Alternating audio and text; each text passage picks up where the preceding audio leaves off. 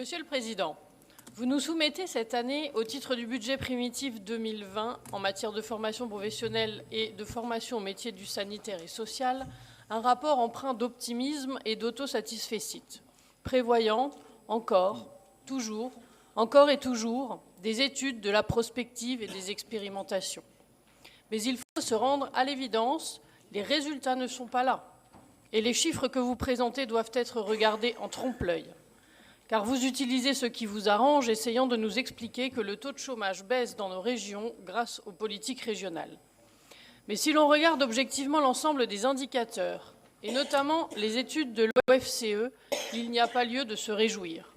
Il ne vous aura pas échappé que le taux d'activité comme le taux d'emploi sont en baisse, et ce, dans toutes les classes d'âge. Il ne vous aura pas échappé non plus que cet organisme prévoit dès l'année prochaine une chute brutale des créations d'emplois, sans compter l'augmentation importante des défaillances d'entreprises en hausse de 7% sur un an. Alors, vous avez beau tenter de développer des trésors d'imagination, de comités de pilotage, d'études prospectives et autres expérimentations, ces termes qui vous sont si chers, force est de constater que vous avez du mal à remplir les très nombreuses places de formation que vous avez ouvertes, que vous avez du mal à suivre les sortants de formation au-delà d'une durée très courte, et que vous avez donc du mal à évaluer leur pertinence et à mesurer leur efficacité en termes de retour effectif et pérenne à l'emploi. Vous êtes obligés, pour inciter les publics les plus éloignés de l'emploi à se former, de créer de nouveaux dispositifs d'accompagnement, des rémunérations complémentaires des stagiaires, les gardes d'enfants, la mobilité, et de travailler sur l'attractivité des formations que vous mettez en place.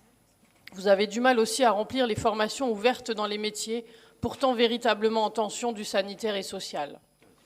N'est-il pas temps de se demander pourquoi ? Peut-être tout simplement parce que les politiques menées en France depuis 30 ans conduisent à un pessimisme, un fatalisme et une démotivation totale des gens qui se lèvent tôt pour aller travailler ou qui aimeraient pouvoir le faire. Les Français sont sacrifiés depuis tant d'années sur l'autel de la mondialisation sauvage. La valeur du travail est sans cesse rabotée par l'augmentation des taxes, du prix du gaz, du prix de l'essence, par la réforme de l'assurance chômage, par la réforme des retraites, par la concurrence déloyale des travailleurs détachés, par les délocalisations d'entreprises, mais aussi par l'importation de produits étrangers qui sont produits à bas coût avec des normes sanitaires, sociales et environnementales inacceptables. Par la complexité administrative aussi, bien sûr, qui freine tant de petites entreprises dans leur développement. La liste pourrait être encore longue, mais je vais m'arrêter là, car ces constats, vous les connaissez aussi bien que moi, même si vous refusez de les voir. Tant que ceux qui tiennent les exécutifs, à tous les niveaux, de l'État et des collectivités locales, ne prennent pas la mesure de cette réalité, vous n'arriverez à rien. Preuve en sont, je le disais il y a quelques instants, les difficultés à former les chômeurs de longue durée et ou à faible niveau de qualification. Ils ont si peu de perspectives d'avenir. Les difficultés à recruter les étudiants pour les métiers du sanitaire et social. Les emplois sont là, pourtant, nous le savons tous, mais les conditions d'exercice de ces métiers sont si dures qu'elles suscitent peu de vocations. Que retenir de cela ? Que ce ne sont pas les politiques régionales menées à grand renfort d'argent public qui, je vous le rappellerai systématiquement, appartient à nos concitoyens, qui viendront à bout des carences graves et profondes de l'éducation nationale et de la soumission de nos dirigeants à l'Europe de Bruxelles, elle-même aveuglément lancée dans une course folle à la mondialisation à tout prix, qu'il soit humain, économique, social ou environnemental, le tout dans une grande hypocrisie. Je retiens aussi que ce ne sont pas vos observatoires, comités de pilotage et autres systèmes d'ingénierie qui apporteront des solutions miracles. Bien qu'elles soient indéniablement empreintes d'une volonté de bien faire, vos expérimentations ne peuvent être qu'inefficaces, car elles résultent d'un diagnostic erroné.